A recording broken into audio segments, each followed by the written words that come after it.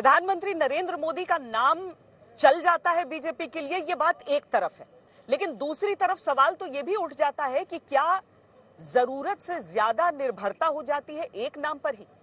क्योंकि चाहे गुजरात के चुनाव हो जो कि उनका अपना गृह राज्य है, चाहे हिमाचल प्रदेश के चुनाव हो या फिर दिल्ली एमसीडी के चुनाव क्यों ना हो, बीजेपी वोट मांगती है तो प्रधानमंत्री नरेंद्र मोदी के नाम पर।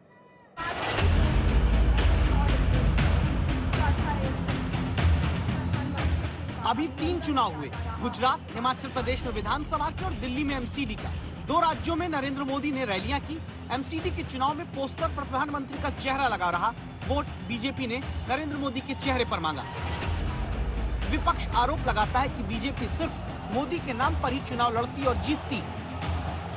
Municipal corporation election, MLA election, हर एमपी इलेक्शन उनको प्राइम मिनिस्टर बनना है तो फिरते रहते हैं, लेकिन हर वक्त अपनी ही बात करते हैं। आप किसी को मत देखो, मोदी को देखकर वोट दो। विपक्ष इस बात को इसलिए नहीं पचा पाता क्योंकि ये सच है कि वोट नरेंद्र मोदी के नाम पर पड़ते भी हैं।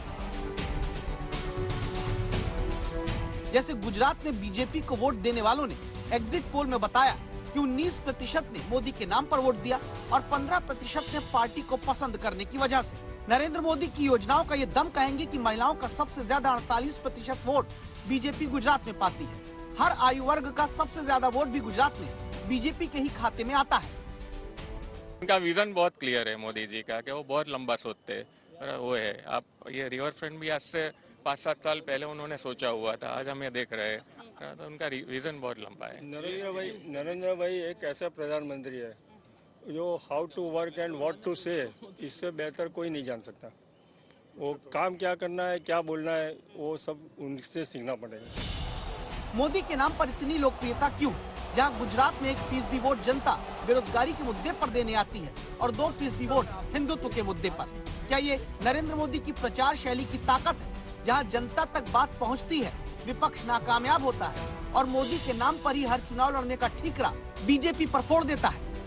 इसे ऐसे समझिए कि गुजरात में बूथ मैनेजमेंट के बाद रिकॉर्ड जीत इसलिए बीजेपी हासिल करती आ रही है क्योंकि नए तरीके से कैंपेन पर मोदी स्टाइल में जोर रहा है। जैसे शहर के मुकाबले ग्रामीण इलाका चुनौती माना गया तो 3556 जगहों पर जादूगर का शो कराया गया, 3700 जगहों पर नुक्कड़ नाटक कराया गया, 1400 जगहों पर विकास का गरबा नाम से सरकार की कामयाबी बताती लाइव स्क्रीन लगवाई गई। शहरी वोटर को अपने साथ मजबूती से जोड़ने के लिए 1700 जगहों पर फ्लैश मॉब, यानी अचानक कहीं पर बीजेपी का प्रचार करने वाले कुछ लोग आते और अपनी बात कहकर चले जाते। 182 विधानसभाओं में 1200 जगहों पर 150 स्मार्ट रथ के जरिए अपनी बात बीजेपी ने पहुंचाई। साथ ही यूथ विद नमो के नाम से 1400 जगहों पर बैंड की परफॉर्मेंस हुई। इस तरह के नए तरीकों से प्रचार करने का प्रयोग गुजरात से ही नरेंद्र मोदी ने शुरू किया था, जो अब भी कामयाबी की कुंजी बना हुआ है। पॉलिटिकल पार्टियां सिर्फ ऐसे नहीं चलती है, लोकतांत्रिक व्यवस्था से इन चीजों को कैसे चलाया जाता है, ये अपने आप में बहुत बड़ी बात होती है।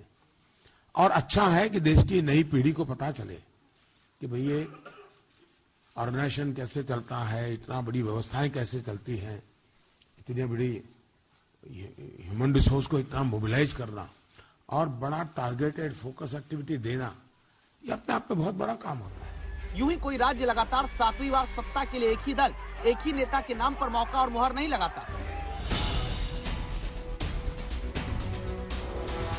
वक्त से पहले चुनाव की तैयारी, बूथ मैनेजमेंट, कार्यकर्ता को हमेशा सक्रिय रखना, उम्मीदवारों के चयन से टिकट बंटवारे तक पैनी नजर, सरकार के कामों को जनता तक पहुंचाने के लिए ताकत लगाना और अधिकारियों के साथ टिफिन बैठक यानी खाने पर कामकाज का हिसाब।